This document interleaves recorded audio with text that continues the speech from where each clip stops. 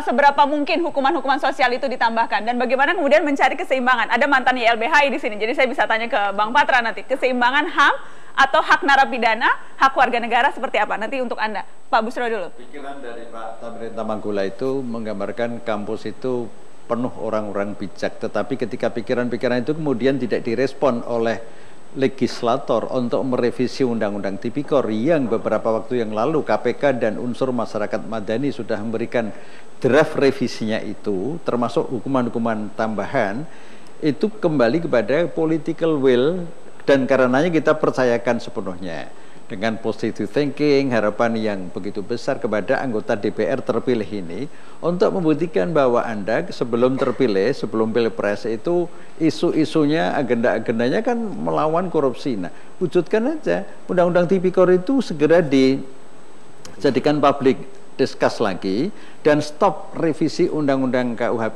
Undang-Undang Hukum Pidana dan KUHP, karena itu memotong kewenangan-kewenangan PPATK, Tipikor, KPK dan lain sebagainya. Sekarang fokus Undang-Undang Tipikor yang sudah harus direvisi itu dijadikan prioritas. Nah, pelanggaran HAM itu memang harus dihindari lah. Kalau tadi mengambil Pulau Buru itu kan suasana Orde Baru yang memang Orde Baru juga intim dengan pelanggaran HAM. Sekarang eranya sudah lain. Sehingga kalau mengambil contoh di Pulau Buru itu konteksnya lain. Itu jadi dulu tidak perlu khawatir seperti dulu. Bukan gitu. Dulu kan korban-korban orang-orang yang tidur PK itu mengalami pelanggaran HAM. Kalau koruptor kan jelas. Koruptor itu pelanggar HAM juga. Dia kejahatan kemanusiaan. Yang dihukum pelakunya, bukan keluarganya, bukan. Sehingga kalau koruptor itu di Pulau Burukan, di Nusa Kambangan, itu bukan pelanggaran HAM. Asal selama di sana juga hak asasi HAM-nya itu dipenuhi.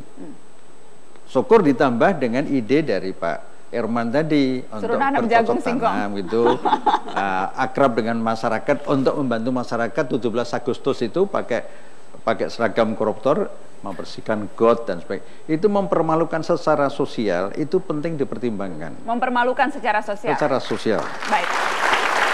Anda Pak Rimawan? Lebih pada apa yang disebut dengan negatif reputational effect. Jadi menciptakan reputasi negatif.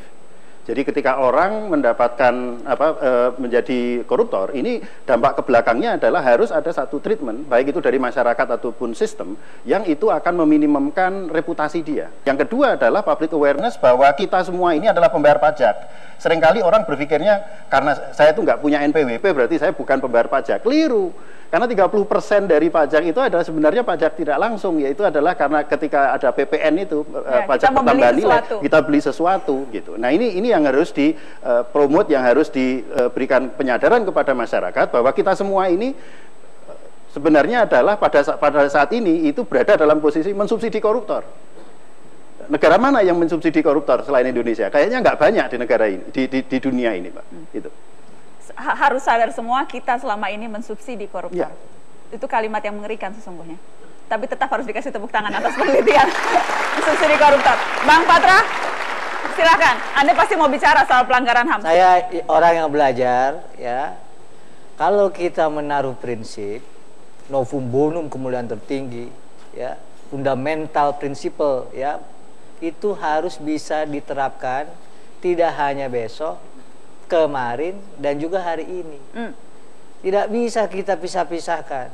Untuk misalnya tindak pidana korupsi, bolehlah kita dikit-dikit melanggar. Nggak bisa. Oleh karenanya yang bagi saya yang paling pokok adalah saya mengambil kata yang tegas dikatakan Pak Busro. Ada kalimat atau kata proporsional.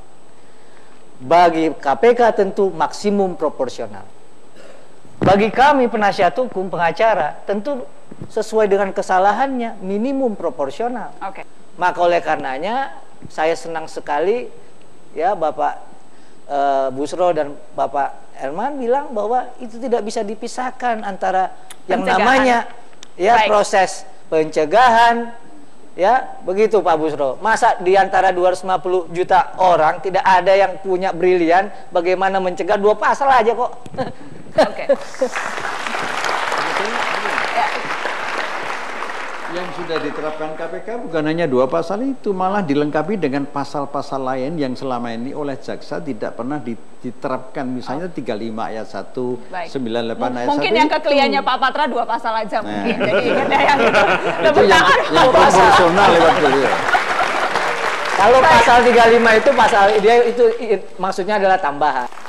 Pak Purwo, singkat, ada ingin Anda tambahkan? Ya, jadi begini, proses penjaraan itu tidak hanya masuk penjara ya. Jadi dia sebuah sistem ketika mulai ditindak, ditangkap itu, sampai after release. Oh. Jadi kalau semua ini transparan, accountable gitu, rakyat juga keder juga gitu loh. Cara nangkepnya gimana, perlakuannya di rutan gimana, ketika di sidang gimana, kemudian putusannya gimana. Jangan disalahkan sistem ini satu kesatuan gitu loh. Jadi ketika satu bagian ini melakukan tugasnya, ya kita saling kontrol dong gitu loh. Jadi kok saya seakan-akan ini di tempat sampah tadi itu hanya orang loh, ada barang loh, Jaguar, ada mobil mahal-mahal sekali tuh.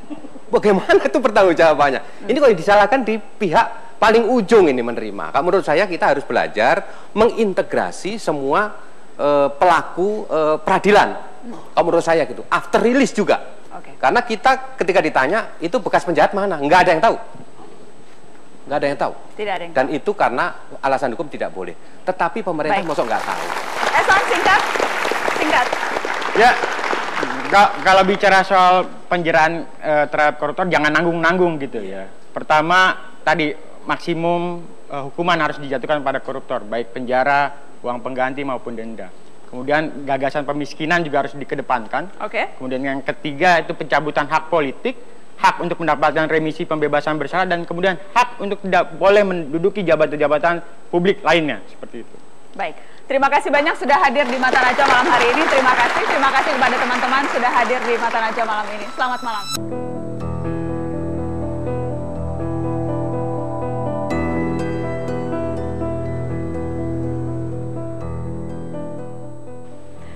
Untuk sebuah kejahatan luar biasa, korupsi ditangani dengan sangat biasa-biasa. Penjaranya tak membuat efek jera. Hukuman finansialnya cuma ala kadarnya.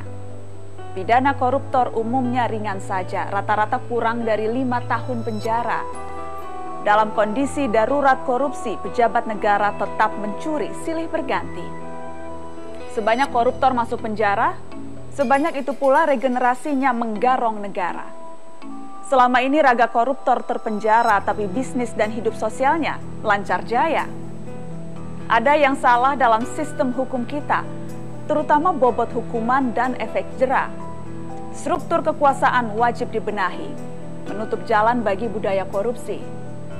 Tidak cukup ikhtiar KPK, harus ada perlawanan sosial menista pelakunya. Jika korupsi demikian menggurita, itu karena negara dan warganya membiarkannya merajalela.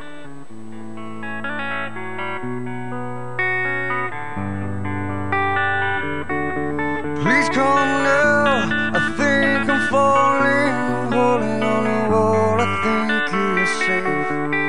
It seems I found the road to nowhere, and I'm trying to escape.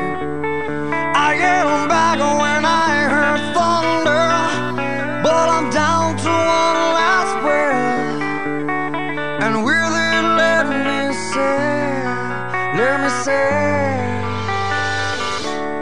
hold me now. I'm 6 feet from the edge, and I'm thinking maybe 6 feet is so far down.